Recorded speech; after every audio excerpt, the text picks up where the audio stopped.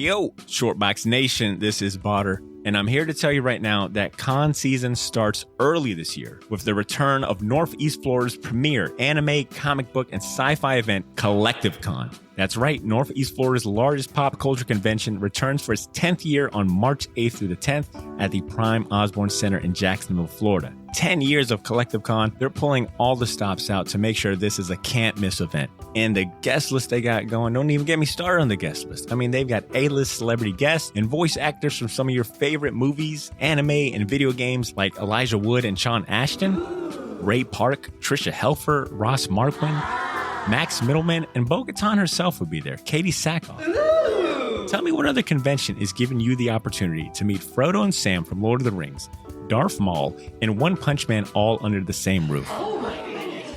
Only at Collective Con. And if you're looking to get some of your favorite comics signed, or if you want to get an original sketch from some of the best comic artists in the world, well, you're in luck, because there'll be plenty of comic and creator guests there, like DC comic artist extraordinaire Clay Mann, Harvey Award-nominated illustrator John Taylor Christopher, Marvel and DC cover artist Chris Stevens, and acclaimed Star Wars author Timothy Zahn. They'll all be at Collective Con this year. And if you're looking to bring the family, or if you want to make a weekend out of it, you're in luck, because there'll be so much going on at Collective Con that weekend in the form of vendors, fan panels, video game tournaments, cosplay contests, after parties, and a bunch of fan events. You can purchase single and 3-day weekend passes now using the link in this episode's show notes, or by going to collectivecon.com to book your tickets and hotel. Buy your tickets now, and I'll see you at Collective Con, March 8th through the 10th. Now let's start the show. And Opena? Yes, let's jump in. We can talk about our man crush, Jerome Opena. That guy's a fucking loke, man. He's so good. Ladies and gentlemen, I now welcome you to the Short Box. Yeah. Extra, extra, read all about it. About to hit you with a fresh new fix. That upper echelon comics with a hot, fresh twist. Yo, Shortbox Nation. It's been a long time since some of you, myself included, heard that intro song. That won't be the last dose of nostalgia that you'll be treated to this episode. Hey, Shortbox Nation. Welcome back. For those of you tuning in for the first time, hello. I'm your host, Botter, and welcome to the Shortbox Podcast, a comic book show focused on reviews, recommendations, and interviews with the best creators in the industry. I won't be writing this episode solo per se. My usual crew of Cesar, Ashley, and Ed are absent from this one. They will be back next week to join me in celebrating our milestone 300th episode, so you won't want to miss that, especially if you're a Spider-Man fan. But first, what better way to celebrate the future than with a taste of the past? The episode you're about to enjoy is the last stop on our Road to 300 Flashback series. It is a remastered version of our very first episode from December 2012. This is the inaugural episode of the Short Box. It stars myself and the original founders and hosts of this show, two amazing guys I consider family that many of you listeners will definitely recognize. I'm talking about Andrew Torres and Walter Gant, and they're still making appearances here on the Short Box, whether that be at live events or on bonus episodes. Here's some more fun trivia for you. The Short Box was originally supposed to be the first spin-off show for The Side Hustle, which was a comedy podcast that Walt also co-hosted at the time. Of course, the network idea never really took off, but The Side Hustle was integral to helping us create and launch this show. The first episode was actually recorded about a month earlier than the actual release, so probably sometime in November 2012. So this was around the same time that Amazing Spider-Man number 700 had leaked on the internet, and we learned about Dan Slott's master plan to replace Peter Parker with Doc Ock, which of course didn't sit right with us at all. And you'll also hear us discussing a lot more throwback comic book topics from that time frame. By now you can probably tell we were huge fans of the artist Jerome Opena, who was in top form on a few Marvel titles at that time that still hold up today. It's going to be a fun walk down memory lane for not only you longtime listeners, but also our new friends joining us today. The subject matter of the show hasn't really changed after all these years, but the format has definitely grown and evolved. And make sure you stay until the end, because I'll play an outtake that won't make it on next week's episode. Consider it a special bonus something as a thank you for being so patient with us. Now, normally our weekly episodes have commercials,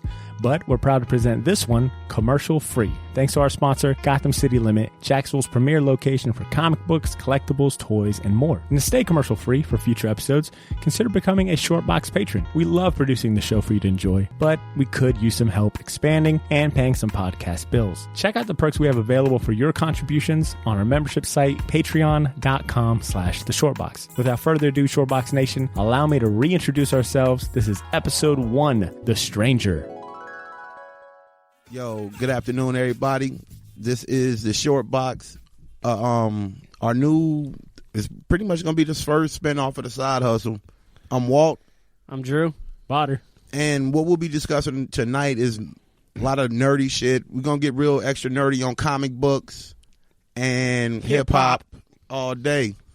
So, where do we want to start at tonight? I was going to start at comic books first because there's a lot of shit. We want to talk. A lot of shit went down. Do we today. want to talk about the Spider-Man shit Let's now? talk about the Spider-Man stuff. I mean, let's go ahead and let Drew say it. He's Drew, the one set it who off. brought it to us.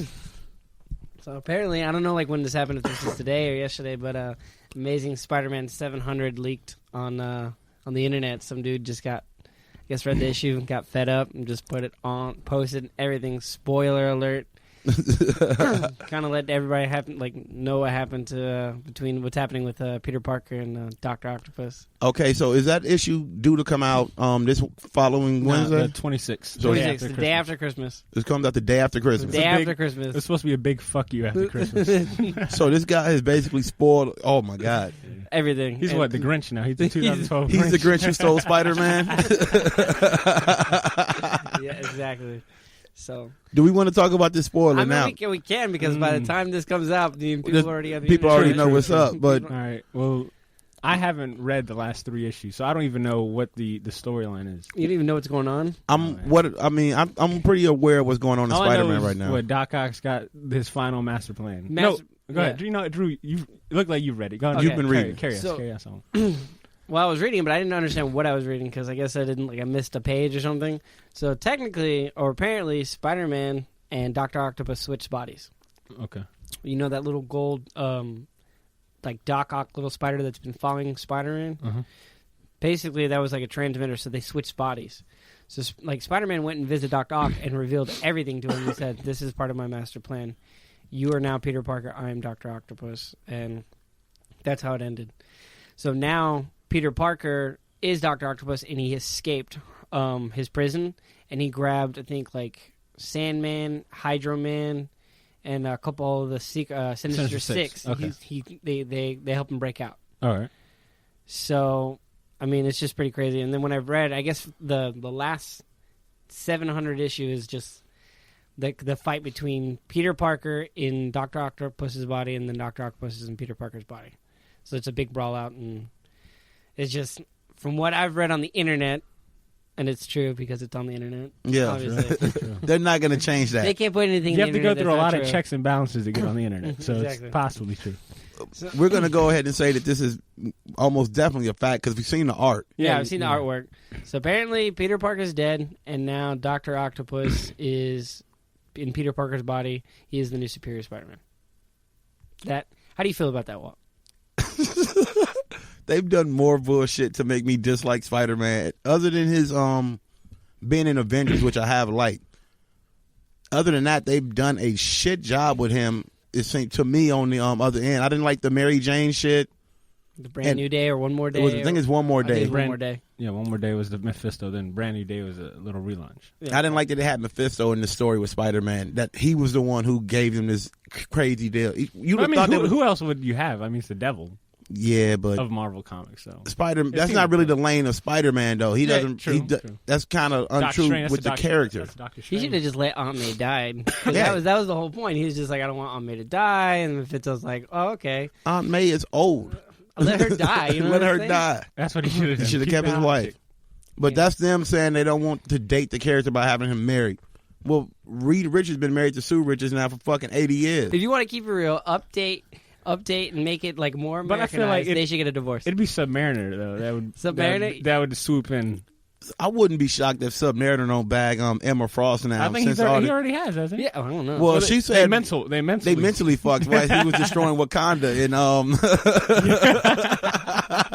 in AVX, but is that still cheating? huh? Is that still cheating? No, man, that's a whole different plane. To them, That's a whole at this different point, plane. they were beyond humans, man. They were like on a ascendant plane. Gods don't cheat. Gods don't cheat. Gods just do what they do. And Well, that's true because Zeus has like fucking how many bitches is he fucking? And Zeus has, I mean, so many children that he sired that were like half Earth, half God. yeah, demigod. So you can't really so guys- Real quick, let's go back to the Spider-Man thing. I'm not a fan of what is it, Humberto Ramos's art. Really? I can't actually like stand his art, man. I like that it's kind of cartoony, But also, but see, here's the thing: his artwork is cartoony, and that translates into the way it's also written. It's really bad, man. well, that's just I don't know. Dan His Slott art sucks. Really? Jeez, What else is Dan Slott writing other than Spider-Man? He's focused all his anger and rage on Spider-Man. That's why it sucks. I mean, everybody. I don't know. Dan All right. Slott has a couple of good. All right, issues. yes, I'll give him that. He's got some good runs, but as of lately, anytime I see a Ramos on it, I'm like, this is probably gonna suck. Well, I just think because you don't like Ramos. I like what he was doing when he was in Uncanny. Well, yeah, when he was doing Wolverine, it was good. Yeah. But I like there's certain artists that I like that can do features. Like, don't put them on a book ongoing. The one artist, the artists that I want ongoing are the only ones that do features, and the ones that do features. Or the ones, yeah. Because Because Opeña, we can't keep Opeña on a book No, to save our man. fucking life. Hell no, you can't keep. I can, he's and what he's done because Uncanny Opeña X-Force. Okay, is before is the opener. yeah, That's who he before we jump on Opeña and Uncanny X-Force, is there anything else we want to say about Spider-Man other than is. December 26th will be a sad ass day. Enjoy your Christmas while it lasts. Well, there you go. Because Dan Slott, I mean, Spider-Man is the most emotional, like, depressed teenager true. out there. There's gonna be a he's lot not a of- teenager no more? There's going to be a lot of depressed Peter Parkers out there. I feel like Sam Raimi Wait, wrote this. who's picking up Superior Spider-Man? Is it Dan Slott is still gonna be on Superior Spider-Man. But here's the Find thing. a Best side thing. hustle. He'll kill him, but people get pissed, but they still do it. They'll still buy it. They'll Yeah. still buy Spider-Man. As much Because as they know that eventually Peter Parker will. We know that Peter Exactly. Parker will Yeah, come yeah. back. I think there'll be enough like negative feedback, hopefully. Well, I mean, regardless of what, I'm assuming that this is going to be at least a year run with this particular. I'll give And it, the way I they agree. drop Spider-Man, they drop it bi-monthly anyway, right? No, monthly. but Yeah. not anymore. Not anymore. Well, as of lately, they have because they're trying to push this out really quick. Yeah. So, look, if Avengers and Cable and Legacy and all this shit is coming out twice a month, Superior Spider-Man be coming out twice a fucking month. Yeah, probably. Yeah, you're right. We'll Oh, give yeah. them that. All right, I guess let's jump on to. We've already on Uncanny X-Force. What is it? The Final Execution series. Yeah. Well, what's your thoughts on that? It's fucking dope. All right, Drew. Quick thought. It was fucking dope. It was fucking dope. What's man. your take on it? I liked it too, but I think I saw Dakin or whatever the hell his name is dying. I kind of saw that. You saw that coming? I didn't see that coming. felt- I like- did not. Every issue I picked up, I was like, I hope to God Phantom X comes back. I hope to God he comes back. I was hoping there was like just a trick. Like, okay, They did. no, he's not. But they brought the chick. They brought that chick. But she's you like a wanted, female You Phantom wanted X. the Frenchie, man. I You wanted wanted the the Frenchman. Oh, the Frenchman's not coming back. Yeah, I wanted Once my they die, fucking they're Napoleon Dynamite or my I I Napoleon. felt like it dragged out too long. It got to the point where I was like, wait, what's the whole point of this again? Oh, they're trying to convince the kid that you can be bad. That you have to They be want him to be the new Apocalypse, man. And I just felt like it dragged out too quick. That's Well- how I felt. well, you may be right on that, but Because there was a lot of issues where it's just them torturing like Deadpool or whatever, and it never built up. I think the only thing I didn't like about Uncanny X-Force this last, I don't know, probably about 8-9 issues has been the art. Oh, Phil Noto was doing the art. Yeah, I agree. It's too soft. It's too soft for Yeah. such a Exactly. crazy, for such a good, violent book. It was too soft. You need something. You need somebody a Little little bit edgier. darker on there, man. Who's been on that? It started off Opina, and then I think Billy Tan. Billy did Tan. issues. Tan. They could have had Billy They Tan back on should've They there. should have just kept Billy. Billy Tan proved himself when he did what was that big X-Men storyline? Oh, the Uncanny X-Force one with Ed Brubaker. That's that the one where they were in space. Messiah The Shi'ar. Complex. That's when he Did won Billy? me over. Well, Billy Tan did draw a lot some of shit. those. He did a lot of that shit. Okay. Yeah. They should have kept Billy, but yeah, I agree. Phil Noto was way too soft. That's really good. It's just like every time I was like, oh my god, it's like so pretty. It's like a unicorn book. Real quick, let's give props what props to do. Nightcrawler murking off the Blob. Oh, with the Come on. The shark in the belly. the shark in the belly shit was That was- insane. that was ridiculous. And- Ridiculous. And now we got issue 35 is coming up. That'll be what, Tuesday or Wednesday, the like 19th or something like that? Maybe. Let's see. My thing is, I really hope in this issue that's coming up, I really hope they explain how Deadpool gets his healing factor back. When did he lose it before? Well, yeah. he lost. He lost all that shit. His face is normal. His face was normal. He doesn't have his that's right, healing that's right, factor that's anymore. But when Marvel now did the relaunch with Deadpool, And now he has his healing factor back. So it's one of those things like Marvel. Could it be that shit was technically negated after they murdered all the people? I have no idea. I don't know. There's a lot of plot holes and We points. need to get Rick Remender as our first special guest. Real on shit. the short box. Because Rick Remender has been A beast. he's at been a everything. beast. Have you ever read his Punisher run? I didn't read The Punisher. I read this. Did you read the Secret Avengers run? Oh my God, yes, I read That shit has been good that too. Was so good. Secret Avengers has been good. He and, killed Ant-Man. Like I've never felt bad for a character ever. When he killed Ant-Man, I was just like, oh my God. Yeah. He killed Ant-Man? Yeah, he that's killed pretty Ant-Man sad, with his when they did the robots. Oh, sure did. And they just they stomped his head, and I was like, man, if I would have bought. See, I'm kind of back on that a little bit, man. Wait, what issue is that? This is you gave me this like months ago. Oh, yeah. This is like one of the early See, I haven't ones. read one. I probably haven't read an issue since they were fighting all those robots. That's the one. And he killed Ant-Man in there? Did I just miss that fucking page? Yeah, it was just. It was the one because Ant-Man came back. He came back as a life. Oh, that's right, Shoulder. He did come back. You're right. Yeah. So it's just like I felt bad because it's like if I would have bought more Ant-Man back issues, they probably would have kept him alive. I feel responsible. But wait a minute, isn't that same character though in this new Fantastic Four?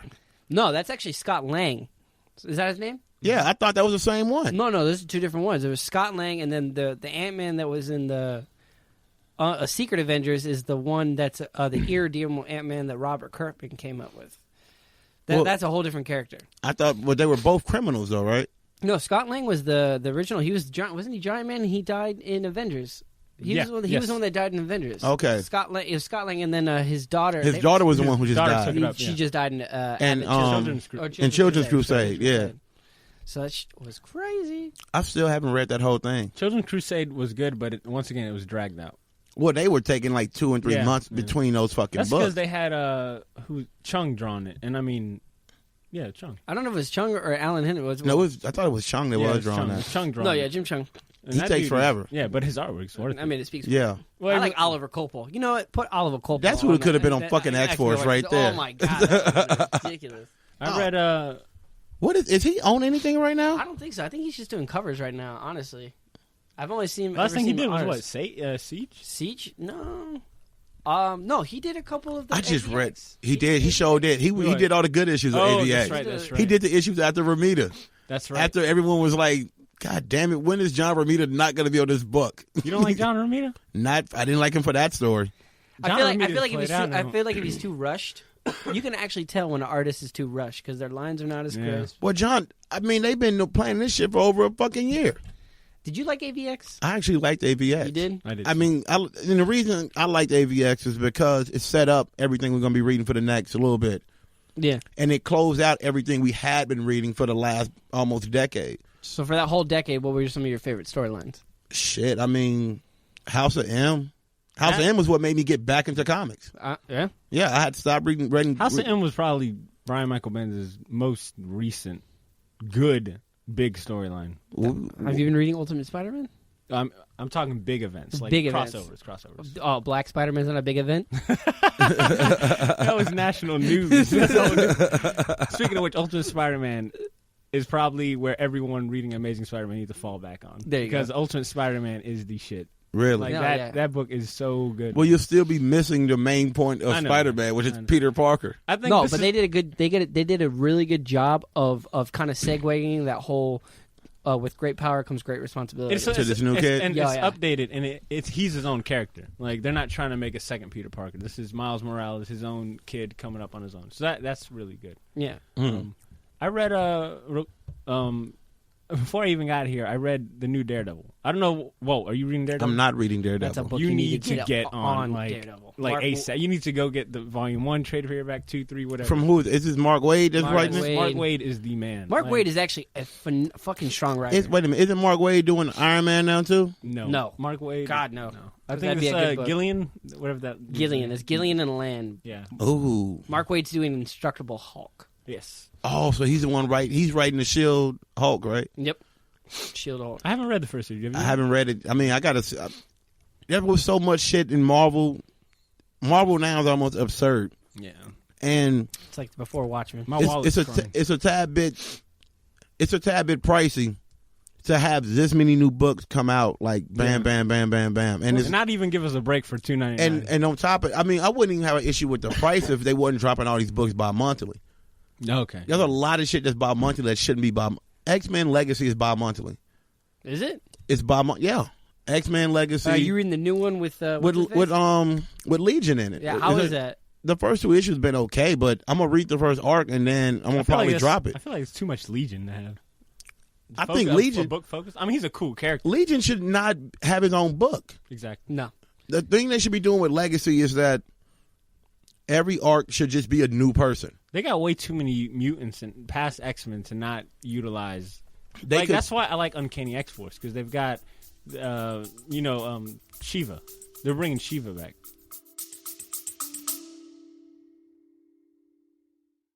Yo, this is Botter. Sorry for interrupting this episode, but I'll keep it brief. I wanted to let you know about a massive sale we have going on over at the Shortbox store on all of our merchandise and apparel. That's theshortboxstore.bigcartel.com. You can now save 20% off your entire order using the discount code YOO, Y-O-O. So if you've been waiting for the right time to finally buy that gauntlet snapback, or if you ever wanted to buy any of the shirts you see me wear on the podcast, well, now's your chance to get them for a steal. We still have a few sizes left of everything, but they won't last long, and once they're gone, they are gone. And did I mention that all of our apparel is screen printed on high quality material? None of that heat transfer or direct to garment stuff. Our shirts are some of the most comfortable ones you'll ever wear, and the hats look even better in person. So wear your support for the Shortbox Nation proudly, knowing that you're going to look damn good doing it. Get to theshortboxstore.bigcartel.com as soon as you can, and don't forget to use that discount code YOO, Y-O-O, to save 20% off your entire order. All of this information can be found in this episode's show notes if you want to get there faster. Thanks for not pressing fast forward. Now back to the show.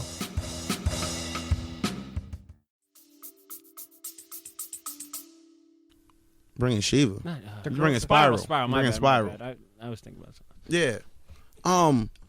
I don't think there's just so many books though with them that are like I say, Avengers is bi-monthly, Legacy is bi-monthly. Uncanny Avengers. Uncanny Avengers is not bi-monthly. That's once a month. There's another. Iron Man is bi-monthly. Thor. I've heard nothing but bad things about Iron Man. I'm really sad Matt Fraction it's just a extremist, like it's just a rehash, extremist. It's just a rehash. I haven't read it. I don't know. Dang. Okay. So I can't really just say. I've heard. Sorry, I haven't heard anything good about Iron Man. I've heard Greg Land is horrible. That's why I don't like Greg Land's artwork for shit. I like his artwork. What, when you he don't was like doing Maxim magazine on your comic books? I like this stuff when he was drawing like Uncanny X-Force every now and then. I didn't. Some of it was pretty good. I don't like when he comes in. Was he on Uncanny X-Force or was he in something else? No, he was on Uncanny X-Force. I don't think X-Men. He was on X-Men. He's on Uncanny. When they moved to San Francisco and yeah, that story. I hated that fucking art. Yeah. Drew's the one who introduced the theory that everyone looks like models. And he's right. Everyone's smiling. Yeah, he takes a bunch of fucking glamour shots all the time. It's a Maxim magazine. I like it. I don't read regular Maxim magazine. Is that European Maxim magazine? I've read the European Maxim magazine. The European FHM? Oh my God. It's like a Big Sean shout out. Oh God. Oh God. Shout out to Subway also, but most definitely shout out to European FHM. You know that dude who runs that, I mean, just to go off a quick tangent, he murdered a couple people. No, who? Really? Look up the story about the dude who runs the FHM. He was bragging in like a paper. This was like years ago. How he like either hit somebody and ran or shot somebody. I can't remember how he killed someone, but he definitely bragged about murdering someone. He probably and getting away with it. Really? And bragged about it. Yeah. Did they arrest him or is he still? I never remember the rest of that story. I'm gonna go home to figure that out. Look that shit up. Yeah. All right. Back to comics. So all right, Iron Man I haven't heard much good about. Thor I've heard a lot with Ribic drawing it. Who's writing it? Jason Aaron. Jason Aaron. I've heard good stuff about that. I haven't heard anything about Hulk yet. Fantastic Four. The only person I know reading is my pops, but we already said if you're an old school Marvel head, every person who's reading comic books since the '60s likes Fantastic Four. That's just what it is, and I think that's because of Stan Lee really took time to craft those stories, and they were all intergalactic. Yeah, and Marvel's first family. It's Marvel's first family. They would put Marvel on spot. The world's greatest comic book, as they used to say. I think it still says it on the top of their shit. It's this magazine now, world's greatest magazine. You know what? Let's go ahead and just jump into the Avengers. Okay. Oh, we Jonathan Hickman and Opeña. Yes, let's just jump in. We can talk about our man crush Jerome Opeña. That guy's a fucking loke, man. He's so good. I feel like this should be the second movie. Like I feel like Avengers 2 should be based on this. If you, I was talking. I feel like it's like a sequel. It looks like a sequel. True. Well, you know what? I'll give you that. It does look. I was telling Drew this. I was like, I don't know if you were reading the Ultimates too. The Ultimates, the Ultimates that came out. Back in the day or the new one? The recent one. I haven't read the recent. I haven't read Jonathan them. Hickman wrote like 1 through, I want to say 6 roughly. No, 1 through 11. 1 through 11. And it kind of mimics the same story. In Ultimates, they were fighting a smarter like Reed Richards. He found like made a utopia, this and that. Why is Reed Richards evil in all other timelines? He's only good in this timeline. Because he's got to compete with like Black Bolt and Submariner going after his wife. I mean, that dude's pushing the limits. Why is Black Bolt trying to holler at Sue Richards? No, I don't know about literally hollering. I don't know about literally. You think like Sue Storm gives him the stranger? Like you think he'd be like working on some set and she kind of goes invisible and just starts like sucking his dick while he's fixing shit? Like that's where the stranger came from. I think we got to put like one of those X-rated warnings, like they do on the Girls Gone Wild DVDs on our podcast. Mothers, cover your kids' ears. Sue Richards is giving that dude the stranger. You think it's possible? Why wouldn't it be possible? I think she's an invisible woman. Yeah, she would have to do it. Convinced. Whenever you see like a panel of just Reed Richards smiling in his lap, it's just like, an invisible woman. Damn you. Okay, keep going down the list though, man. We had Fantastic Four. You said the only person reading that you know of is your dad. And what does he say? I don't know, man. I think when I give him that book, he does that heavy sigh of damn it. But then he reads it, and he always gives me the usual response, which is, it's getting interesting. What did he think about the Hickman run? I think he liked that one a lot. The Hickman one was like... Wait, we got to hop back on the Avengers. We sidetracked it. All right, so we all agree, New Avengers, really the first good, issue really, is dope. I don't know who the hell those villains were. They're new villains. Okay, they're just new. Off the straight up. They're three. The premise of them is that basically they go through worlds. They go through worlds and evolve them. And evolve exactly. Okay. And the 6 Avengers from the movie go out there to stop them because they didn't know what the fuck they was getting into. Got their asses kicked. Captain America goes back to. How did Captain America escape? They sent him back. They wanted that as a warning. Yeah, basically. And but prior to all this happening, Tony Stark and Steve Rogers agreed that we got to get bigger. We got to get bigger. Which and kind of sounds like Batman Incorporated. But anyways, we're not going to that. Exactly sounds like Batman Incorporated. We got to get bigger. I mean, all right. I don't know about you guys, but the part that had me like on the edge of my toilet seat, because I read my comics when I'm on shit. On the edge of my toilet. All right. The one that had me on the edge of my toilet seat was Captain America's getting beat down. He's like, stand down. Never. Stand down. And then they send him back, and then what are those words? Avengers Unite or something like that? Yeah, when at the end he was like, Avengers assemble at dawn. Yes. I felt like I had to get up. I was like, I'm waking up at dawn tomorrow. I'm going to meet Steve Rogers wherever the hell he wants to meet. Yo, what I like, my favorite part of the whole book was the Hulk part, where they was like, he was like, these people just bombed Perth, Australia, and somewhere else. He was like, there's no more time for talking. And like the picture, when you look at it, it's like all black, except for you see his green, his eyes getting green. Yeah. And then you see the next thing you know, he's a fucking Hulk. And Opinion, man, that dude. Opinion's fucking dope. The details he adds. Have you noticed everyone's they have wrinkles? They've got like facial features. Yeah. They look their age. Like Hulk isn't too big, but you can tell he's probably still messed some shit up. Yeah. He's indestructible. Opinion that's his run on Uncanny X-Force. That Dark Angel saga is like one of the greatest X-Men stories ever told. Yes. Oh my God, so amazing. It's one of the greatest stories ever told. And speaking of which, that story's about to come back in Uncanny Avengers to a certain extent. Yeah, that's where they're going with that one. Because you remember Archangel had got that who did he get pregnant? Was it the Asian girl who could spit the bees out of her mouth? Okay, remember he had his final horseman? Mm-hmm. Yeah. Oh, I got you. Archangel he impregnated that girl, so she has a baby. Really? She has a baby Apocalypse in her stomach. Uncanny Avengers. And then they talk about it briefly at the beginning of this last arc that just ended. Remember they went into the future? Yeah. And he was like, you need to, he said, number one, if I was you, who said that shit? I think it was the Punisher. He said, go and kill that Apocalypse kid that you have. I'll kill that Apocalypse kid that Archangel has. And there was a third one that was mentioned, and I can't remember it off the top of my head now. But it was 2 apocalypses. And probably Dan Slott. He said to kill Dan Slott.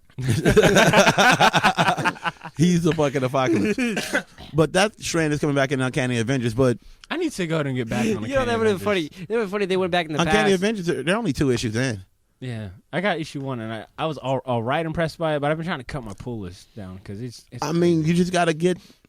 We're gonna have to get the necessities, and then we're gonna have to for the ones that we don't feel like necessities, we probably need to go to the Jacksonville Public Library. Exactly, and grab them. That's how I read Walking Dead. That's how I got down. Drew has been winning me over at the public library. Every time I get in his car, there's graphic novels, trade paperbacks. Yeah, I read all my whatchamacallits from there. All of my Walking Dead. All my Walking Dead. Every time they come out, I usually go and get. You know what? This is a perfect segue into another really great comic series. Do we want to talk about Walking Dead real quick before we get into American Vampire? Do we want to talk about? He doesn't want to talk about Walking Dead because this dude right here has never watched it and never read it. I've watched the one episode. Well, can we real quick? Can we talk about them killing off Glenn? All right, and I'll go ahead and just. Do we want to talk about that? We can talk about. I mean, because I don't really I don't like it. You don't like I didn't like they killed off Glenn. That was a sad day for me. Like I literally was like tearing up reading this book, like because the part that got me was the fact when he was yelling Maggie.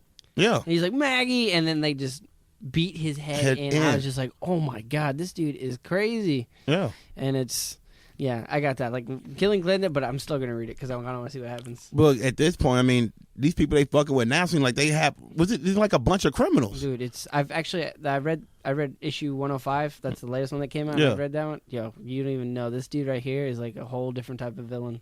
He is not the governor. He is not the governor. He's like the governor on steroids, like straight up. Like it's crazy. Some of the shit that he does is like it's like you think that like they can't do anymore. There's no possible way they can get raunchier and crazier. Nah, 105. I was like, damn. Because didn't the little boy? Because I kind of like glanced at it. The little boy goes to Carl. Carl goes to their base. He sneaks in, and he murks like 4 of those dudes, right? 6 of them. 6 of them, and murks them. And the guy's just like, "Oh my god, kid, your fucking balls awesome!" And he brings him around, and he's like, now he's his little protege.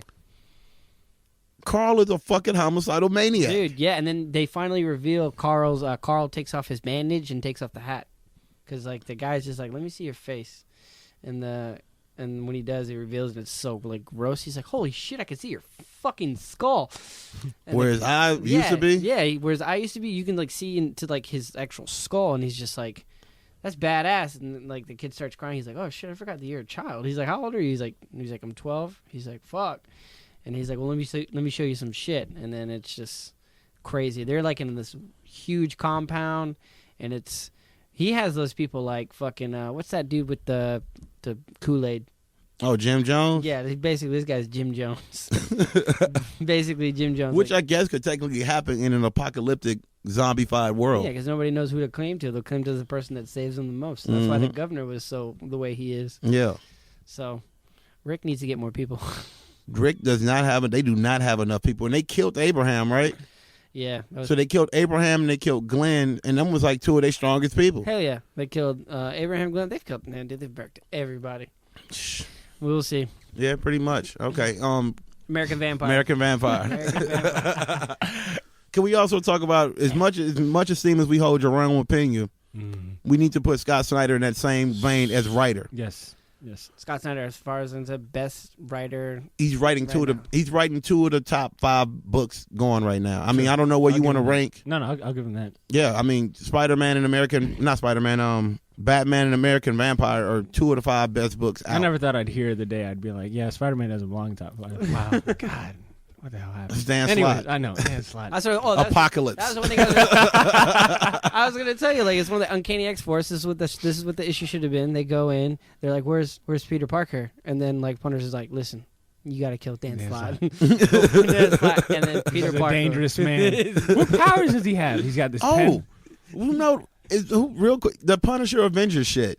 The Punisher versus Avengers. Oh my god, I wanted to read that, man. I don't know if it's finished yet. It's not finished yet. It doesn't matter now because Thunderbolts #1 came out, so that's when it's supposed to take place afterwards. It's supposed to take place. So they Punisher, aka Solid Snake of the Marvel. Yeah, he looks like Solid Snake, man. So all right, technically it never happened. American Vampire. Yeah.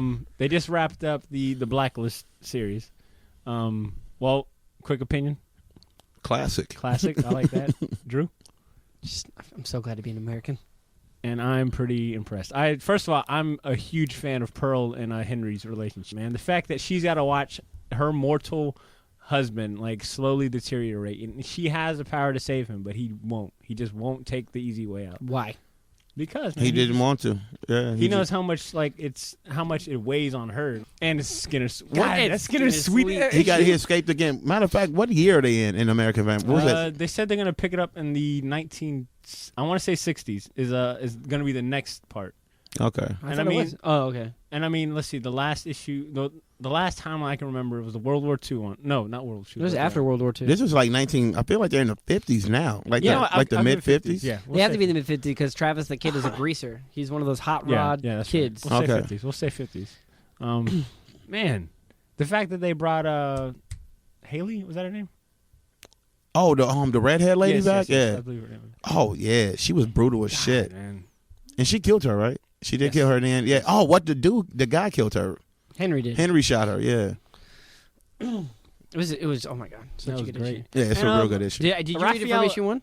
Huh? I'm sorry. Have you read from issue 1? I've read. I'm missing out a portion of the middle of Snyder's run so far, but I read the first. I want to say 2 or 3. The trades. trade paperbacks are worth getting. Yeah. I've never bought a series of trade paperbacks, but I bought those and addicted. Bat. Yeah, it's a good read. The first 2. I read the first 2, and I was like, man, I should probably be buying it. I should have this book in my pull. Like I threw Pearl in my top 5 favorite characters of the current time. Current time. It's one of those things where it's one of those books where it's like, it's a fresh take on vampires because Sure. I do not like monsters or any type of like superhuman. Like I love superhumans, but like werewolves, vampires, Blade. To me, I'm like, okay, I'm kind of done with that. And the whole Twilight stuff kind But of. they switched up the vampire game. Yeah, when Okay. when he did it, he made it just awesome, plausible, and it's just like, all right. And Now- Raphael Albuquerque, I think that's how you say his the name. artist in there That is dude really is good. Crazy. You know they're taking a year off from this book now. I know, Yes. and I don't know what I'm going to do for a year. Well, Scott Snyder's writing. He's gonna he's writing a Superman book Yep. because no one likes any of the Superman books that are going on right now. And he's doing it with Jim Lee.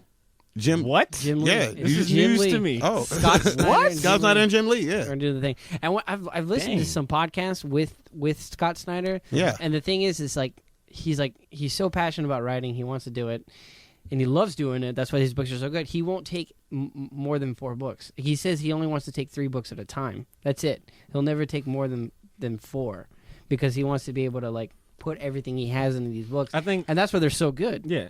I think Dan Slott is able to focus all his negative energy on Spider-Man, and that's why it's so bad. God, we're gonna keep coming. We're Dan gonna Slott. keep going. We're gonna Keep on kill going. that guy. Maybe man. even episode 2 we might. Oh my God. No, we're gonna still be riding on Dan Slot. We're riding on Slot, fool. The apocalypse. Apocalypse. All right. The apocalypse of So- Spider-Man. We're on Scott Snyder. It's Yeah. only appropriate that we talk, of course, probably The best book. best book, Yeah. Batman, and the whole Death in the Family Joker rehash, which is Is any one of us reading everything in the Bat Family? Is anyone? You're reading True. everything in Bat I'm Family. reading you everything got in a that whole family. arm full of Batman, man. Of course, he got a Batman tattoo sleeve. Yeah, he is. He Yes, I better do. be. I actually have the entire Batman family tattooed on my arm. Okay, so we'll focus on Drew on this one. I mean, we're all reading Batman. I'm but just reading Batman. How's Batman, Robin? How's Batgirl? How's Nightwing and all that? Well, until Gail Simone gets off, I don't really know how Batgirl's going to be. I really don't. But everything's pretty much. It's actually a good read. It's a really, really good read. Nightwing's awesome. Nightwing's always awesome. Batman and Robin is just awesome because Damian is just I actually can't wait till Damian becomes Batman. Peter J. Tomasi. The way he writes Damian, it's just like you took this kid that you hated.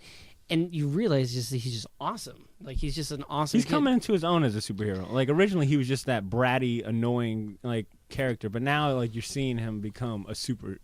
That's good writing. Morals, and that exactly. That's real good writing. I was reading the Batman 15 that just came out. Yeah. And I was reading it in my kitchen with all the lights on and my family in the house, and still I got scared. I was like, "Pops, do not read this in the dark, all right?" Because he's also a shitter reader. And I was like, have some lights on. God, man. Joker is a creepy, scary. They have done a really good job on this iteration of the Joker. Visually, the whole face The stapled face-off on, shit is fucking insane. And I love the way they got the take on this, that maybe Joker loves Batman. Like he doesn't just love him in the sense of No, villain. he's a court jester and Batman is the king. Yeah, and I like how they reference that. Like that's my favorite part, where he's like, the jester is supposed to be the one that gives you the bad news and still make you laugh. And I was like, that's so genius. Yeah. And it just gave the character just more like, oh my god, like this is awesome. Like Joker's just crazy. It's fucking insane. And then he got Alfred, and you think he like, oh my god, when he got Alfred, I was just like, what is gonna happen next? Oh, the way that whole shit reads, and then at the when you get to that last page, and he has that fucking hammer over Alfred's head, and then you just see that big splash, death of the family. Oh, Yeah. It's like, holy shit, he's about to fuck Alfred up. I remember I put that book down, and I just was like, man, it just got real. Yeah, I think I'm gonna read this again because I picked it up. I was like, I like what the the, fuck? Did I miss something? Those I like- backstories are good too. Yes. Oh, I was gonna say the Riddler one was like even he's got all these villains just shook. Like shit, All these. Joker You haven't even read it yet. I haven't read this new one yet. Oh, No, all right, definitely read that. that one, because there's a backstory in that one with the Riddler. because the Penguin was in the last one, right? Yes. Yeah, Penguin okay. in the last one, and then Harley Quinn was in the first one. That one was the cool. fact that I saw Harley Quinn. That one was creepy as fuck. Yeah, because that was it. She's I not would- my Mr. J Hey, anymore. anymore. Please, Bats. Harley. I was just like, oh my god. But Just good job. the Joker did the same. They've done, like I said, they above and beyond a good. That's how you write a comic book, Dan Slott. And Greg Capullo, like I didn't like his artwork. Like when I first started reading Batman 1 and 2, I was like, this is really different. But I can't see anyone else drawing like Batman, Scott Snyder's Batman. Greg Capullo has come a long way. I remember when that dude was writing. I remember when he was drawing X-Men like back like almost 20 years ago. Really? Yeah, Greg Capullo drew. Yeah. No, he drew either X-Men or X-Force. Probably X-Force. He could have been drawing X-Force back in the day after Liefeld left. I think he either drew after Liefeld left, I think Dan Slott has just joined the ranks of Rob Oh Liefeld. my god. or he drew after Jim Lee left. He was on one of those two books. One of those two books. And then after that, he went to Image and he drew Spawn for like the better part of 10, 12 years. yeah, and like, I've seen some of his stuff now. It's just really good. Yeah, he's just gotten much doper at drawing because he's been drawing for like 20 fucking years You know what? And, on big books. When me and Drew went to MegaCon last year, we got to meet Greg Capullo. That dude is. I heard he's swole as fuck. He is, man, swole and as he's fuck. a cocky dude. Which I mean, I guess you can be when you're drawing Batman. Yeah. That dude was pretty cool, man.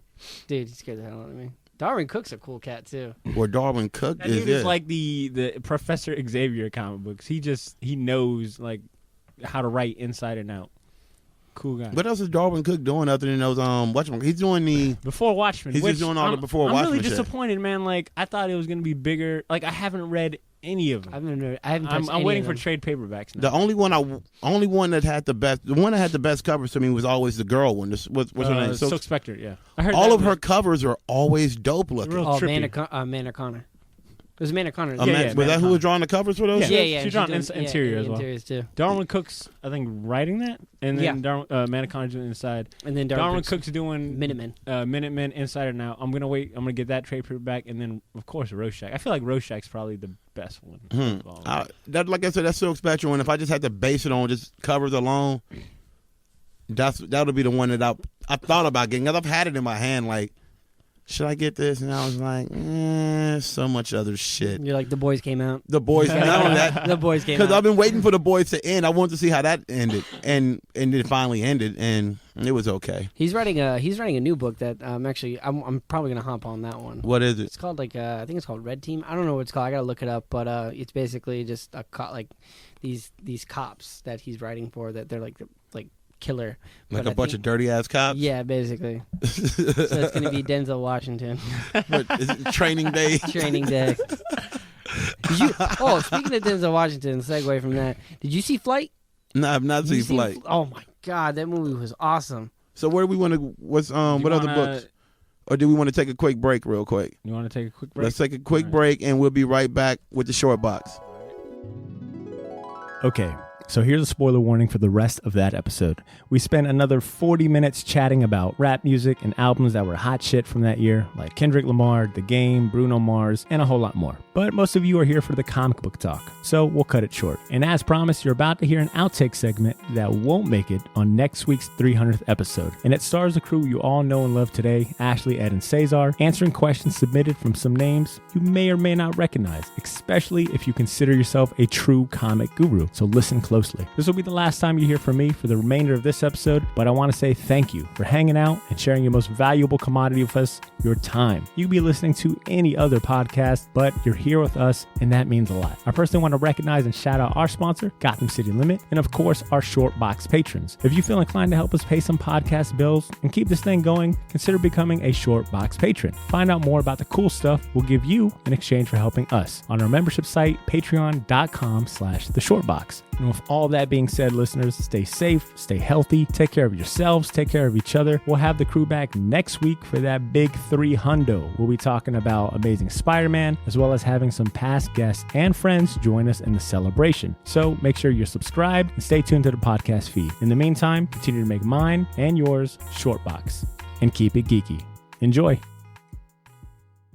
Which brings me to one more little mini segment before we sign out with our champion season. I've got some questions that were submitted to me directly that I'll go ahead and read and share with you guys. It was directed at you guys, so I'll share. Ashley, I'll start out with you. Oh, you're going to start with Ashley? Yeah. I'm so sorry. Because she wasn't shit talking the whole time. Oh. So, Ashley, this is a question from Alan Scott up there in New Jersey. Oh, what up? He writes... Jersey represent. Ashley, he writes, Ashley, what's the proudest moment or happiest memory you have from the show? Do you have a favorite episode? Oh. Uh-oh. My proudest moment? I don't know if I've had any proud moments. I really... Oh, I'm ashamed. I really like the artist spotlight episodes. Yeah, those are good. I don't know. They've all been really fun. I think the holiday ones are the most fun. Yeah. When we get to go around and pick like our top favorite things for the year. Yeah. So that's the thing that I get most excited about. It's just like a giant champion season. But yeah, they're not listening. That's true. Oh, no, I'm listening because it involves food and drink. And Ashley always delivers, which I do not expect anytime. Yeah. Like, Really? you went above and beyond. Yeah, like, when you were like, I brought essentially Stormtrooper cookies. The entire... that was so good. Everything. I brought Mardi Gras with me. I brought all of it with me. I forgot. I think it might have been that first holiday episode, but I got fucked up. Dude. Like, I was... Ashley was responsible and was like, guys...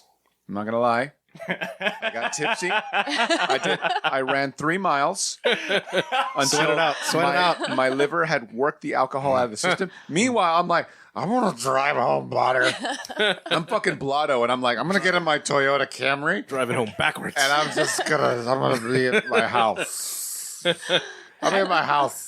And the actually, short box is not condone drunk. Do not drink and drive. Mothers Against Drink Driving. and actually, you've Somewhere been on.